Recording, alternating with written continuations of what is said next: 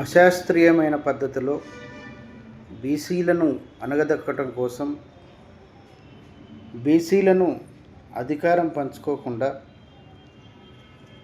BC ఘన అనే పేరుతో బీసీల జనాభాను తగ్గించి బీసీలను మోసం చేయాలని చూస్తున్న ప్రస్తుత గవర్నమెంటు విధానాన్ని ఒక బీసీ బిడ్డగా తీవ్రంగా వ్యతిరేకిస్తూ గత 14 నెలల నుంచి జరుగుతున్న విధ్వంసం, శృతి లేని పాలన, ఎవరికి వారే మంత్రులు కూడా ముఖ్యమంత్రులుగా కొనసాగుతూ ఎక్కడ ఎవరు కూడా తెలంగాణ రాష్ట్రం గురించి ఆలోచన లేకుండా, తెలంగాణ ప్రజల గురించి ఆలోచన లేకుండా అధికారం వచ్చింది, మా దాహం తీర్చుకుంటాం,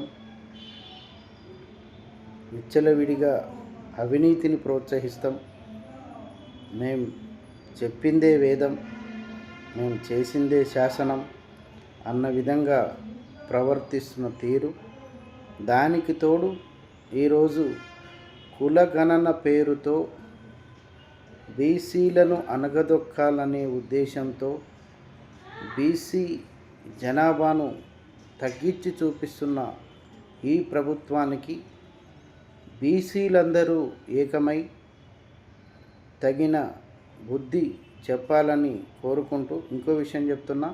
తీన్మార్ మల్లన్న ఆలియాస్ చింతపండు నవీన్ పేరిట ఒక శక్తిని మన మీదికి ఉసిగొల్పి బీసీల గురించి మాట్లాడినట్టు నటించమని చెప్పి బీసీలను అతని ద్వారా మోసం చేయాలని అతనికి డబ్బులిచ్చి మైకు ముందుకు వస్తే ఊకదంపుడు ఉపన్యాసాలు బాగా చేస్తాడు. కానీ అతని ప్రవర్తన కానీ అతని క్యారెక్టర్ కానీ ఎటువంటిదో తెలంగాణ ప్రజలందరికీ తెలుసు. కాబట్టి అతని మాయలో పడకుండా చాలా సంఘాలు ఉన్నాయి, చాలామంది నిజాయితీ పరులైన నాయకులు ఉన్నారు బీసీ సంఘాలలో.